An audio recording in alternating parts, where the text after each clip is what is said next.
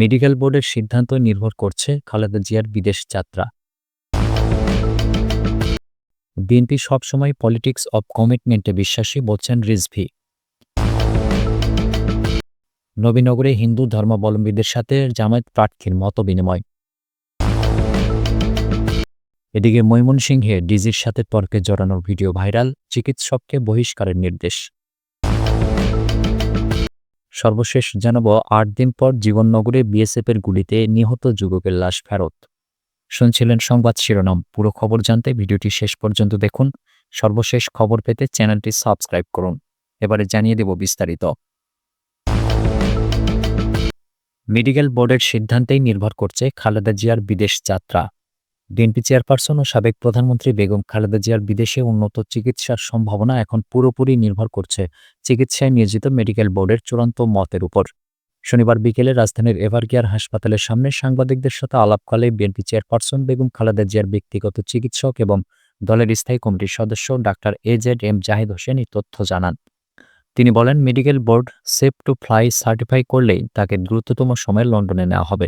Doctor Zahid বলেন, সকল প্রস্তুতি রয়েছে, নিরাপত্তা ও চিকিৎসা দুটি দিকে সর্বোচ্চ অগ্রাধিকার দেওয়া হচ্ছে। মেডিকেল বোর্ডের অনুমতি পেলেই বিদেশে নেওয়া হবে। তিনি জানান, খালেদা জিয়ার শারীরিক অবস্থা নিয়ে লন্ডনে অবস্থানরত তারেক রহমান ও তার স্ত্রী ডাক্তার জুবাইদা রহমান সার্বক্ষণিক খোঁজ খবর রাখছেন। দলীয়ভাবে চিকিৎসকদের সিদ্ধান্তকে ফাইনাল অথরিটি হিসেবে গ্রহণ করা হয়েছে। গত ৬ বছর ধরে দায়িত্ব পালনকারী মেডিকেল বোর্ডের পেশাদারিত্ব ও নিষ্ঠার প্রশংসা করে ডাক্তার জাহিদ বলেন, মেডিকেল বোর্ড অত্যন্ত দৃঢ়তার সাথে কাজ করে আসছে। তাদের পরামর্শেই খালেদা জিয়ার চিকিৎসা একনিষ্ঠভাবে চলছে।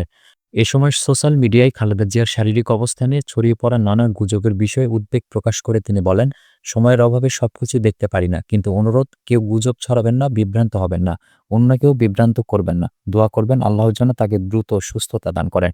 বিদেশ যাত্রা প্রসঙ্গে ডাক্তার জাহিদ জানান, প্রয়োজনীয় কাগজপত্র, লজিস্টিক ও মেডিকেল অ্যারেঞ্জমেন্ট তৈরি রাখা হয়েছে।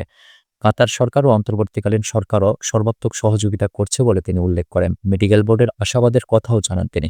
এর আগেও খালেদা জিয়া আরও গুরুতর অবস্থায় ছিলেন, আল্লাহর রহমতে তখনও সুস্থ হয়েছিলেন। এবারে আমরা আশাবাদী, ইনশাআল্লাহ দ্রুতই তিনি সুস্থ হয়ে উঠবেন বলে জানান ডাক্তার জাহিদ। বিএনপি সবসময় পলিটিক্স অব কমিটমেন্টে বিশ্বাসী বলছেন রিজভী।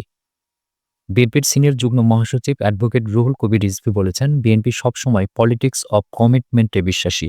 অতীতেও দল তাদের প্রতিশ্রুতি বাস্তবায়ন করেছে, ভবিষ্যতেও সে ধারাবাহিকতা বজায় থাকবে। রিজভী বলেন, অতীতে স্বামী মারা গেলে স্ত্রী ১৫ বছর পেনশন পেতেন, কিন্তু ১৯৯০ সালে বিএনপির ইশতেহারে ঘোষণা দেওয়া হয় যে স্বামী মারা গেলে স্ত্রী যতদিন জীবিত থাকবেন ততদিন পেনশনের টাকা পাবেন। ১৯৯১ সালে বিএনপি ক্ষমতায় আসার পর তৎকালীন প্রধানমন্ত্রী বেগম খালেদা জিয়া সেই প্রতিশ্রুতি বাস্তবায়ন করেছিলেন। তিনি বলেন, এটা বিএনপির দীর্ঘদিনের পলিসি। আমরা আবারও ক্ষমতায় গেলে এই নীতি বাস্তবায়ন করব।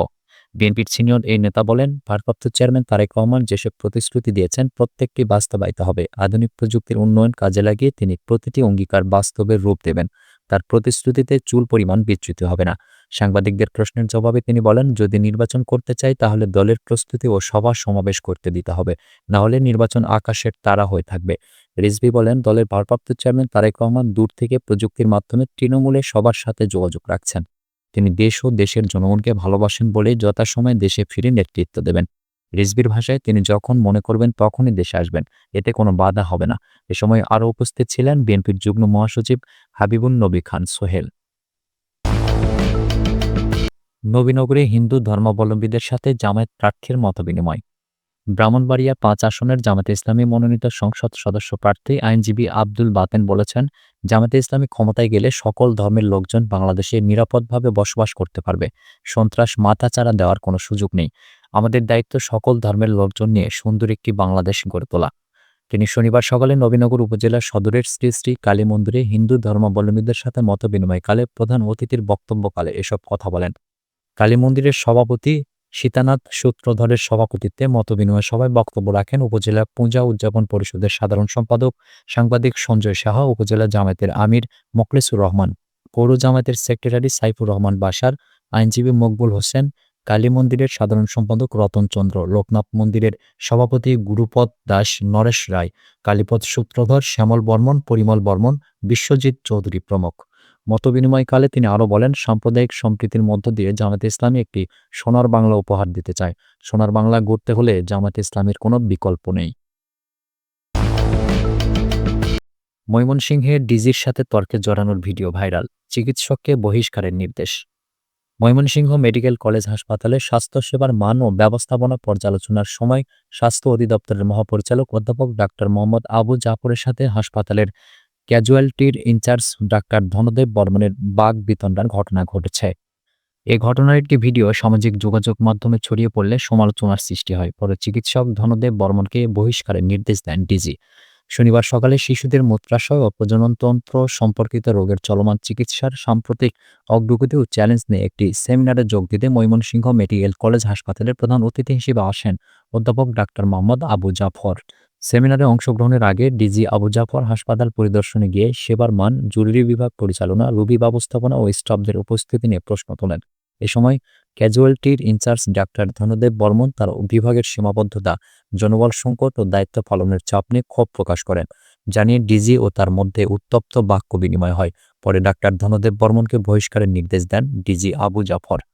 ময়মনসিংহ মেডিকেল কলেজ হাসপাতালের সহকারী পরিচালক মোহাম্মদ মঈনুদ্দিন খান জানান, পরিদর্শনে সেবার মান নিয়ে স্বাস্থ্য অধিদপ্তরের মহাপরিচালক স্যার ও ডাক্তার ধনদেব বর্মনের উত্তপ্ত বাক্য বিনিময় হয়েছে, যা মোটেও কাম্য নয়। তবে এখন বিষয়টি নিয়ে আর কিছু বলা যাচ্ছে না। ৮ দিন পর জীবননগরে বিএসএফের গুলিতে নিহত যুবকের লাশ ফেরত। চুয়াডাঙ্গার জীবননগর সীমান্তে ভারতীয় সীমান্তরক্ষী বাহিনীর গুলিতে নিহতের ৮ দিন পর বাংলাদেশি যুবক শহীদুল ইসলাম শহীদের লাশ হস্তান্তর করা হয়েছে। শনিবার বেলা ৩:৩০টার দিকে জীবননগর উপজেলার দৌলতগঞ্জ মাঝদিয়া স্থলবন্দর এলাকায় তার লাশ হস্তান্তর করে বিএসএফ। এ সময় বিজিবি ও পুলিশের উপস্থিতিতে স্বজনরা ছেলের লাশ গ্রহণ করেন। এর আগে ২৯ নভেম্বর বেলা ৩:৩০টার দিকে উপজেলার মাধবখালী বিউপির আওতাধীন ৭০ নম্বর পিলার পার হয়ে ভারতের অভ্যন্তরের তারকাটা বাউন্ডারি অতিক্রম করে ভারতে প্রবেশের চেষ্টা করেন শহীদুল ইসলাম শহীদ ও তার সহযোগীরা। এ সময় ভারতের মেটেরি ক্যাম্পের টহলরত বিএসএফ সদস্যরা তাদের লক্ষ্য করে গুলি ছোড়েন। এতে শহীদুল ইসলাম শহীদ গুলিবিদ্ধ হয়ে ঘটনাস্থলে মারা গেলে বিএসএফ তাকে ভারতে নিয়ে যায়। সেখানে কৃষ্ণগড় হাসপাতালে বিএসএফ তার ময়নাতদন্ত সম্পন্ন করে। জীবননগর থানার তদন্ত ভারপ্রাপ্ত কর্মকর্তা রিপন কুমার দাস বলেন, শনিবার দুপুর 12:30টার দিকে লাশ হস্তান্তরের কথা থাকলেও বিএসএফ বেলা 3:30টার দিকে লাশ জীবননগর থানা পুলিশের কাছে হস্তান্তর করে। পরে পুলিশ লাশটি নিহতের পরিবারের কাছে সোপর্দ করে। মহেশপুর 58 বিজিবির সহকারী পরিচালক মুন্সি ইমদাদুর রহমান ঘটনার সত্যতা নিশ্চিত করেন। হস্তান্তরের সময় বিএসএফের ৩২ ব্যাটালিয়নের কর্মকর্তা, জীবননগর উপজেলা স্বাস্থ্য ও পরিবার পরিকল্পনা কর্মকর্তা ডক্টর মকবুল হাসান, জীবননগর থানার ওসি রিপন কুমার দাস, সীমান্ত ইউনিয়ন পরিষদের সংশ্লিষ্ট ওয়ার্ড সদস্য সাইফুল ইসলাম পাকু ও শাহিনা খাতুন উপস্থিত ছিলেন। সুপ্রিয় দর্শক, এই ছিল এখনকার মতো সর্বশেষ সংবাদ। পরবর্তী সংবাদ দেখার আমন্ত্রণ রইল।